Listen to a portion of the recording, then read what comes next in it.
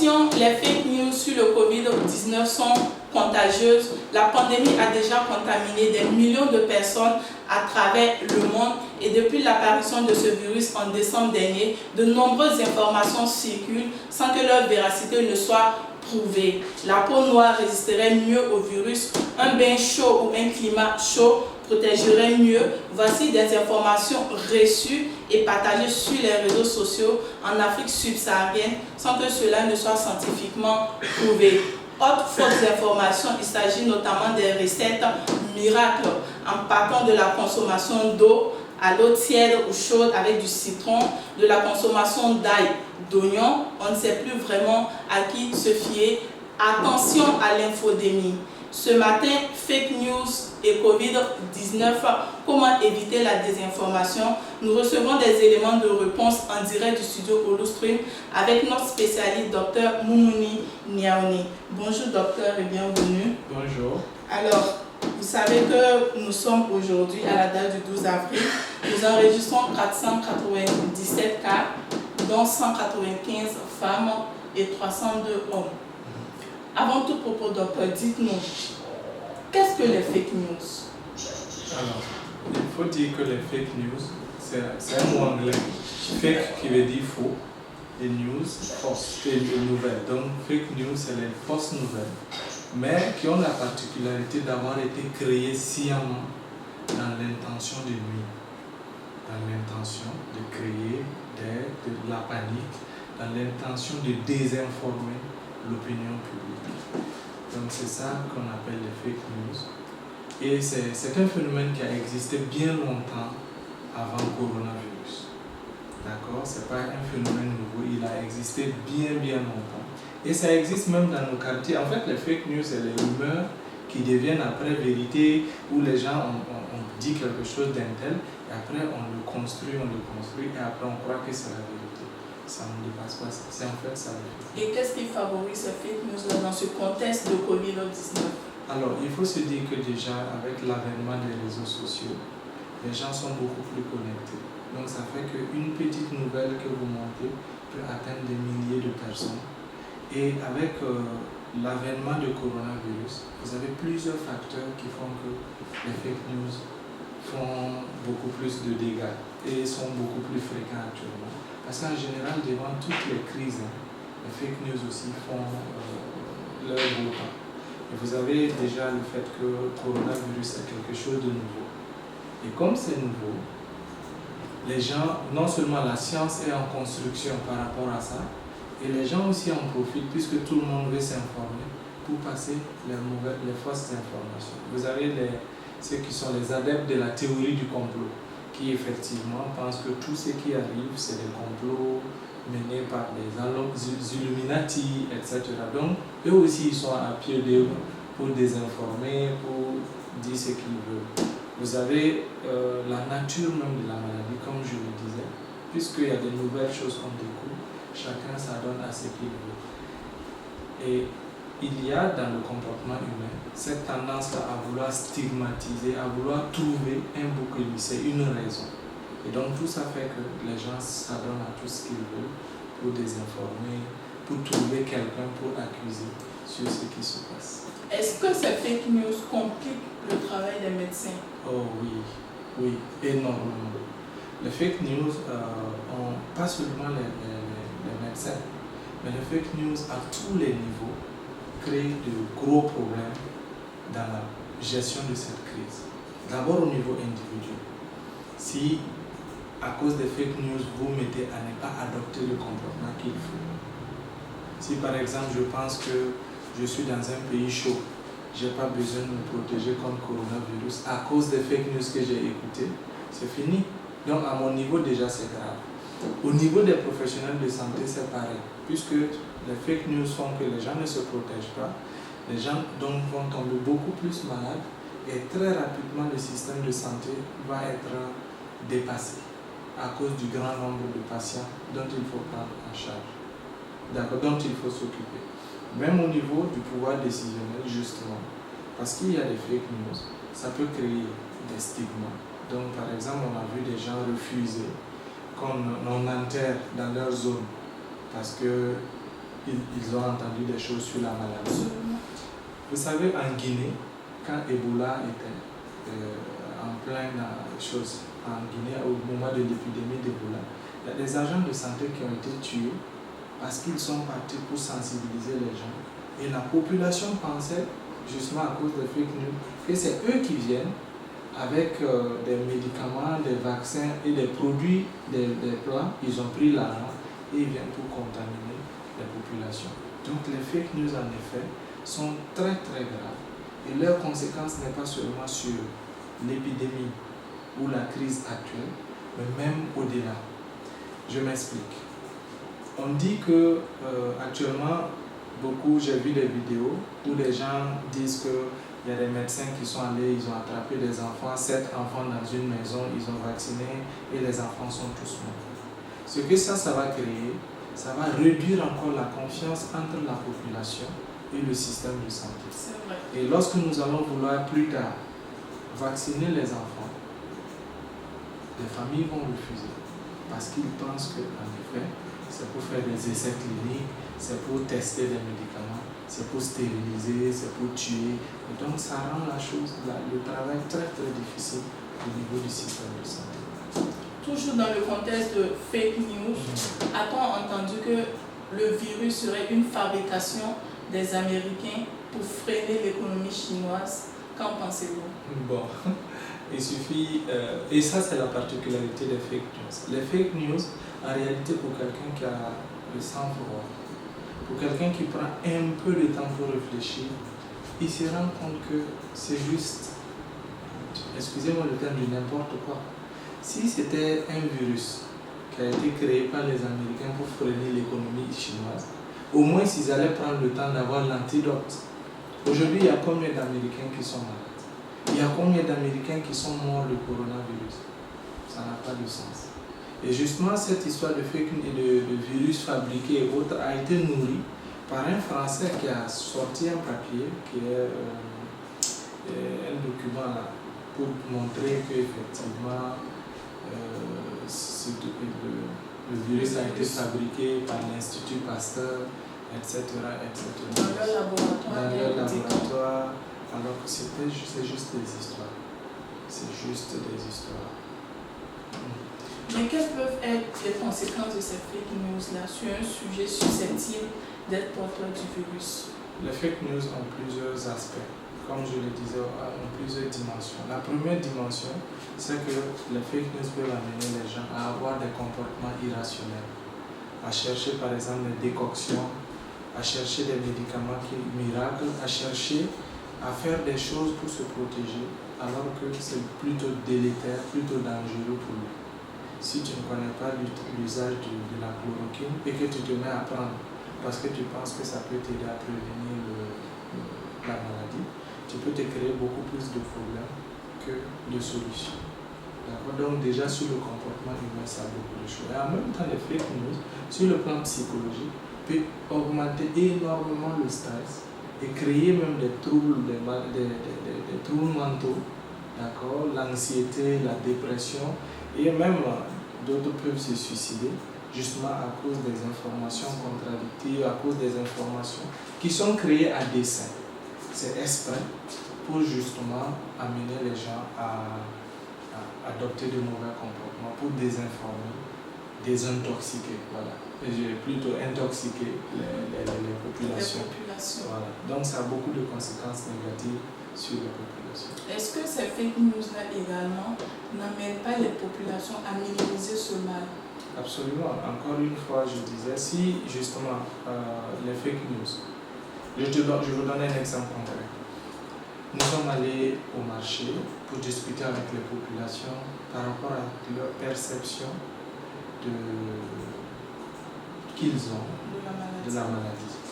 Nous l'avons fait aussi en ligne avec certains de mes amis qui sont des chercheurs et on a essayé d'étudier la perception que les gens ont de la maladie à travers les réseaux sociaux, Internet. C'est un questionnaire qui a été envoyé en ligne pour demander aux gens comment ils perçoivent la maladie. Et justement, il y a des gens qui te disent que c'est la théorie du complot, etc. Et qui pensent par exemple que c'est une maladie de blanc, c'est une maladie de riche, et c'est une maladie pas pour les pauvres, et c'est une maladie qui n'existe pas, qui ne devrait pas exister dans les pays chauds, parce que le virus est détruit par la chaleur. Tous ces facteurs-là font qu'ils ne croient pas à la maladie. Tous ces facteurs font qu'ils pensent qu'ils sont protégés naturellement, immunisés contre la maladie. Et donc, ils vont baisser les gardes, ils ne vont pas respecter la distanciation sociale, et on le voit tous les jours. Ils ne vont pas respecter les mesures d'hygiène, à savoir laver régulièrement les mains et avec du savon ou l'eau de javel, ou les solutions hydroalcooliques. Ils ne vont pas respecter toutes les mesures de confinement qui ont été édictées par le système de santé afin de limiter la propagation du virus. Voilà. Et c'est une véritable campagne de désinformation, disons, avec les fake news. Mais qu'est-ce qui est fait sur le plan national, justement, pour freiner ces fake news-là? Alors, je ne pourrais pas complètement répondre à la réponse sur qu'est-ce qui est fait au plan national, parce que je me dis que normalement, il doit y avoir un système mis en place pour limiter la propagation de ces fake news. Mais à notre niveau, je voudrais rappeler que nous avons lancé une initiative qui est en pleine construction, le comité des volontaires contre le coronavirus. Et ces volontaires-là, nous sommes en pleine discussion, en pleine organisation. Nous aurons des clubs d'écoute où des gens dans leur quartier vont écouter à travers les médias les informations. Et quand il y a des informations qui semblent bizarres, ils vont les noter. Et on a un groupe de réflexion à qui ils vont envoyer les informations pour analyser. C'est la même chose que les fake news que nous avons sur les réseaux sociaux, WhatsApp, Facebook. Il y a des gens qui vont les capter, qui vont les organiser et permettre d'analyser un certain nombre pour dire, et après, envoyer le message pour dire aux gens, attention, ceci n'est pas vrai, ceci n'est pas vrai, ceci n'est pas vrai. Et je connais bien d'autres groupes de gens, par exemple, il y a FasoCheck, des spécialistes du fact-checking. Le fact-checking, c'est cet effort-là que certains font pour vérifier la véracité de certains faits, de certaines affirmations et de justement les confronter à d'autres sources afin de dire si c'est vrai ou si ce n'est pas vrai. Donc il y a des initiatives individuelles et des initiatives de groupes qui sont actuellement prises pour limiter le dégât de cette infodémie qui est aussi un autre fléau que nous avons. Mesdames et messieurs, nous rappelons que vous avez la possibilité de réagir en direct, d'échanger avec notre spécialiste. Alors, docteur, quel conseil pouvez-vous donner aux citoyens burkinabés quant aux fake news sur le Covid-19? Alors, déjà, il faut dire que les fake news ont plus d'effets là où les gens ont un niveau d'éducation beaucoup plus faible, même si ce n'est pas complètement vrai. Mais là où on a moins de possibilités de vérifier, on a plus tendance à partager. Le premier conseil que je voudrais donner à tout un chacun, c'est de se référer aux sources officielles. Ça, c'est un. Deuxièmement, c'est de dire aux gens, avant d'envoyer un message, de partager un message que vous avez reçu, il y a des petites questions qu'il faut se poser. Qui a fait ce texte? Parce que parfois, c'est une voix étrangère, où ils envoient une vidéo sans contexte. Parfois, ils sont aussi forts. Ils prennent des logos de l'OMS, les logos de l'UNICEF, ils mettent sur le truc, le message, et ils écrivent ce qu'ils veulent. Souvent même, tu vois, on met docteur X, et on dit docteur Y a dit ça, ça, ça et ça. Il n'a pas de numéro, on ne dit pas il est de quel pays, il est de quelle université, etc. Il n'y a aucun contact qui permet de vérifier ce qui est écrit. Donc, les citoyens burkinabés devront faire l'effort de ne pas partager les messages dès que ça vient, mais de se poser des questions. Qui a fait ça? Dans quelle intention? Et aussi, est-ce que je peux vérifier chez d'autres personnes? Et justement, en temps normal, on a tous des références, des personnes qui, effectivement, par exemple, si moi, quelqu'un me suit sur Facebook, il peut, par exemple, s'il voit une certaine info, un certain nombre d'informations, essayer de voir est-ce que les gens, Dr Niaoune et autres, ont partagé la même information. S'ils n'ont pas partagé, donc il y a des influenceurs, il y a des gens qui effectivement, s'ils ne partagent pas, tu dois faire attention. Et te dis, bon, peut-être qu'il faut vérifier avec eux la véracité avant de l'envoyer. C'est-à-dire toujours vérifier la source de l'information oui. avant de la partager. Tant qu'on peut, il faut vérifier. Et quand on n'a pas la possibilité de vérifier, mieux vaut ne pas partager. Parce que justement, il y en a qui partagent pas dans l'intention de nuire. Eux, ils partagent pas dans l'intention de nuire pour partager, pour faire connaître l'information. Mais malheureusement, ils contribuent à désinformer. Ils contribuent à faire adopter de mauvais comportements aux autres par leur bonne intention qui n'est malheureusement pas garantie de bons résultats. Donc, il ne faut pas partager comme ça. Il faut prendre le temps de regarder. Et comme je disais, il y a des sources. Il y a l'OMS, il y a beaucoup d'autres sources qu'il faut prendre le temps de vérifier avant d'envoyer, de partager vos messages. D'accord. Alors, nous avons recensé un certain nombre de fake news assez folles sur le Covid-19. Écoutons. Retenir sa respiration pendant quelques secondes permet de savoir si on est infecté. Qu'en pensez-vous, docteur? C'est complètement faux. La preuve est que d'abord, vous avez une bonne partie des gens qui vont avoir l'infection sans la manifester.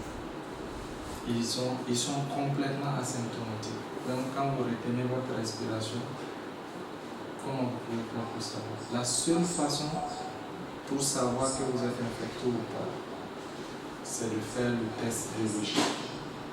Et là, on fait des prélèvements au niveau de votre voie respiratoire, d'accord? Et on fait les examens. Et c'est à ce moment qu'on peut confirmer que vous avez le virus ou que vous ne l'avez pas. Point. Donc toutes les autres méthodes là, souvent même d'autres disent que quand on utilise le permis flash, on peut savoir, non, même si tu as la fièvre, ça ne veut pas forcément dire que tu as coronavirus. Donc, ce n'est pas bon. Mais en parlant de thermoflash, on en voit souvent dans les gares et même à la frontière. Et c'est utilisé. Oui, absolument. C'est pas efficace. Ça ne permet pas de dire que quelqu'un a coronavirus ou pas. Mais quel est ça l'intérêt? permet juste de savoir s'il y a des gens qui ont la fièvre, ils ont beaucoup plus de probabilité d'avoir coronavirus ou toute autre maladie infectieuse. On peut déjà avoir un accent particulier sur eux en leur faisant faire d'autres tests. Si tu ne présentes pas de signes, on a moins de chances de le savoir. Donc, voilà. Par rapport à coronavirus, c'est un peu limité parce que, contrairement à d'autres maladies où presque quand ça se manifeste, c'est au moment où ça se manifeste qu'on est contagieux. Et c'est en ce moment. Donc, quand on prend la température, on sait que tu es contagieux, on te garde, on te prend en charge. Mais avec coronavirus, tu peux être zéro symptôme, mais malgré tout, contaminer les autres. C'est ce qui rend d'ailleurs difficile les choses. Les habits venant d'ailleurs communément appelés les friperies, comme on en connaît, sont porteurs du virus Covid-19. On en a vu sur les réseaux sociaux des gens qui ont même invité la population à ne point se munir de ces vêtements dits friperies parce qu'ils seraient porteurs du virus. Alors, c'est vrai que le virus peut rester vivant sur certaines surfaces pendant des jours, mais ce qui est conseillé, si tu achètes un habit, que ce soit nouveau ou par friperie, il faut aller laver avant de porter. Tu ne vas pas quand même aller à la friperie, acheter un habit et puis directement commencer à porter. Alors que si tu laves l'habit au savon, ou bien à l'oignon, ou bien quand tu mets un peu d'eau de javel et tout, tous les virus sont morts. Tu finis, tu sèches ça au soleil et tout, tu es tranquille, tu peux le porter. Donc, il n'y a pas beaucoup d'inquiétude par rapport à ça. Et normalement, les pays occidentaux et tout, les gens qui sont décédés avec leurs amis, tout ça, ils ont une façon assez particulière de traiter, ils incinèrent, ils désinfectent, etc. Je pense que ce n'est pas nos friperies là qui vont contribuer à faire étendre le coronavirus. C'est nos comportements à l'intérieur, le refus de respecter les distances, le refus de se laver les mains, etc. Mais justement, l'inquiétude aussi se pose à est-ce qu'après coronavirus, ces friperies qui viendraient de l'extérieur ne seraient pas porteurs du virus? Est-ce qu'ils seront au préalable désinfectés? Je ne peux pas parler à la place de ceux qui sont en Europe, mais je sais que si ça vient ici, l'idéal serait de laver avant de porter. Et quand tu laves avant de porter, tu es tranquille. Et le temps que le virus prend pour rester vivant, et le temps que les friperies prennent pour arriver chez nous, en temps normal, le virus est déjà détruit en fait. Mais comme on n'est jamais assez prudent, je demande juste de laver tranquillement les habits avant de les utiliser. Mesdames et messieurs, merci pour vos différentes réactions. Vous avez toujours la possibilité d'échanger et de poser toutes vos questions. Jean-Cyril Bado demande à savoir, déjà, il félicite le studio Polustream. Bravo, cher docteur, pour la clarté. Edith Nikema nous dit, bonne émission. Merci à vous, Edith Nikema. Aline Kafando, je souffre d'asthme. Suis-je exposé au Covid-19, docteur? Alors, merci de nous suivre. Et il faut dire qu'il y a un certain nombre de personnes qui sont plus vulnérables que d'autres. Ça ne veut pas dire que si tu as l'asthme, tu as plus de risques d'avoir coronavirus qu'une toute autre personne. Mais ça veut dire que si tu as l'asthme et que tu as coronavirus, tu as plus de risques d'avoir la forme grave.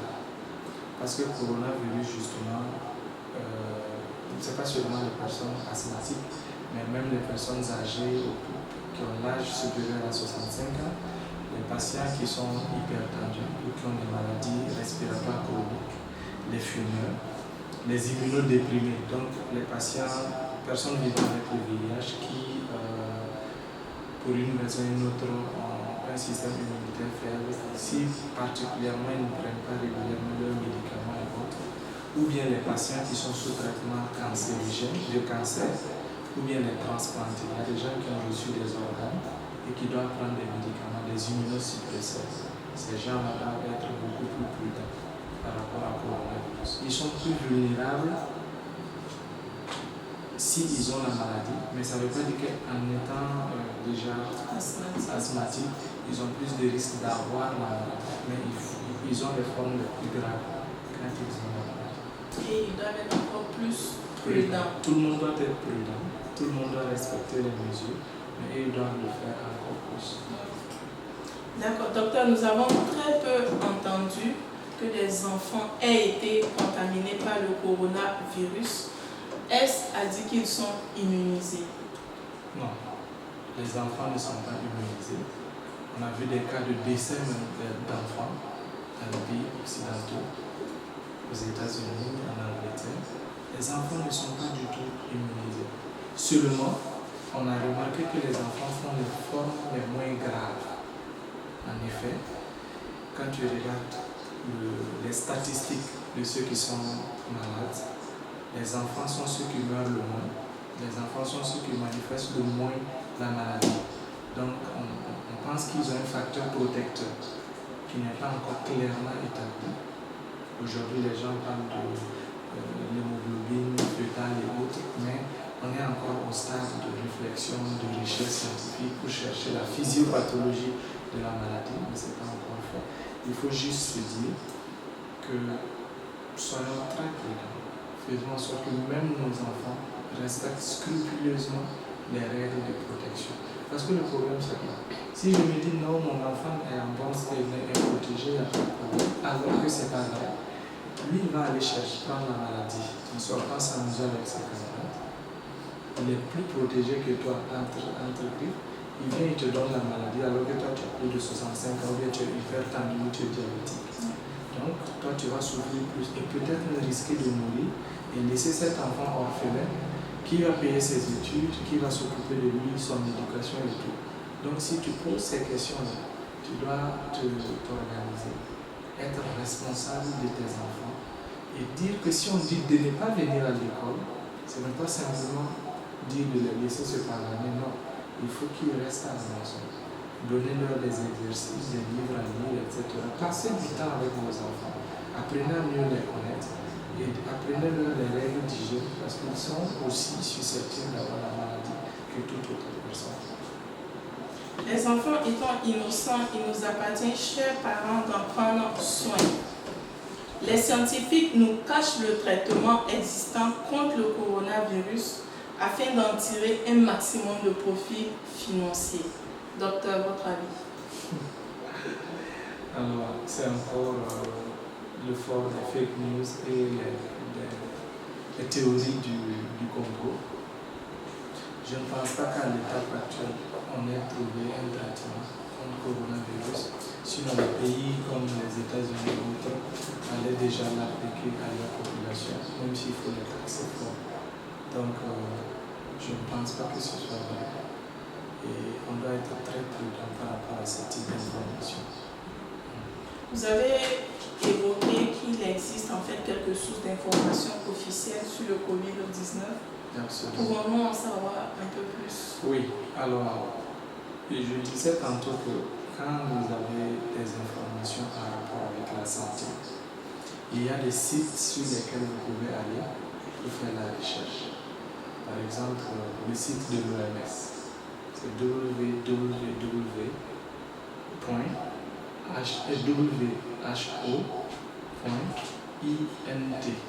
Donc www.who.int. Ce site-là, par exemple, vous permet d'avoir beaucoup d'informations justes, scientifiquement valides. Vous avez le site du Center for Disease Control, qui est le site américain pour prévention des maladies infectieuses.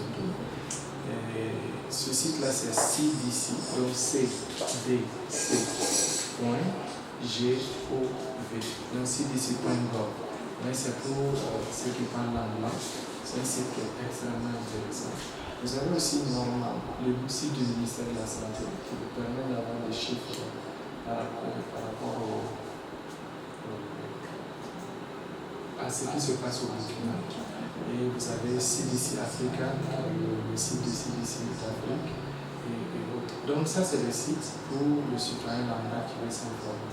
Mais pour les gens qui veulent faire beaucoup plus de recherches, il y a des sites de recherche sur les journaux scientifiques. Quand on dit journal scientifique, c'est un journal qui a été écrit par un ou plusieurs chercheurs, qui a été publié dans un journal particulier, mais qui a pris le temps. Et ce journal en fait prend le temps de lire l'article par plusieurs autres scientifiques pour valider. On dit que c'est un journal revu par les pairs. C'est des journaux plus valides qui donnent les meilleures informations. Les informations que vous lisez sur Facebook, sur WhatsApp, sur Google, dans la majeure partie des cas, ce n'est pas des informations fiables parce que tout le monde peut s'asseoir chez lui et écrit, bon, ce matin à Dassasgo, on a vu 100 cas, et puis il poste. Tout le monde va sauter sur ça et lui, ça n'a aucune validité. Pourtant, sur le site de l'OMS, sur le site du ministère de la Santé, sur le site de CDC, ou bien sur le site des journaux valides, là, tout ce que tu écris est lu par plusieurs autres chercheurs qui valident avant que tu ne puisses le poster. Voilà, donc je conseille aux gens de prendre le temps de se référer à ces sites-là pour effectivement avoir de meilleures informations fiables. D'accord. Dans un média de la place, vous avez parlé de la communication à risque. Je dis communication de risque. Communication de risque. Oui. Pouvez-vous nous en dire plus? La communication de risque, en fait, c'est la communication qu'il y a lieu pendant une situation de crise, en fait. C'est une communication qui doit être très transparente. Donc, par exemple, aujourd'hui, nous avons des gens qui se demandent si effectivement les malades là sont vraiment malades. Ils se disent que on ne connaît pas exactement le profil des gens malades, on ne sait pas trop ce qu'il y a. Ça veut dire qu'on n'est pas assez transparent dans la communication, donc il faut être transparent. Il faut donner l'information à temps réel. Les gens ne doivent pas prendre 2-3 jours ou bien plusieurs heures pour se demander mais qu'est-ce qui se passe, quelles sont les informations justes et vraies. Donc la communication des crises, c'est une communication qu'on doit mettre en place pendant la période de crise, qui est une communication dynamique. Donc ça veut dire que nous préparons nos messages, nous les envoyons et nous attendons pour collecter la réaction des communautés et des populations par rapport au message que nous avons envoyé. On les retraite, on envoie jusqu'à ce qu'on ait l'effet escompté sur la population, à savoir l'adoption des bons comportements. Pouvons-nous véhiculer ce type de communication autour du Covid-19?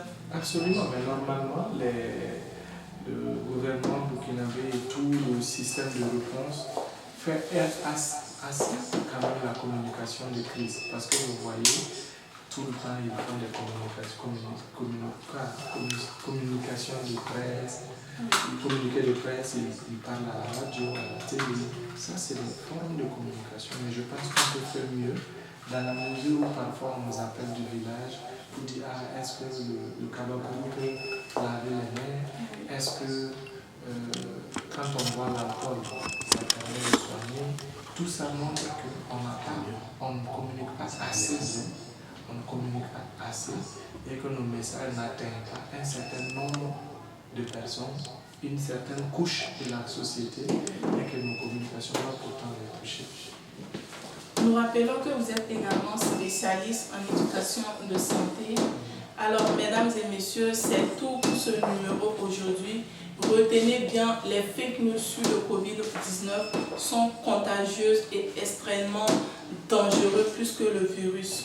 Rendez-vous le mercredi à 11h00 sur notre plateforme Wara Showtime Live et à très bientôt.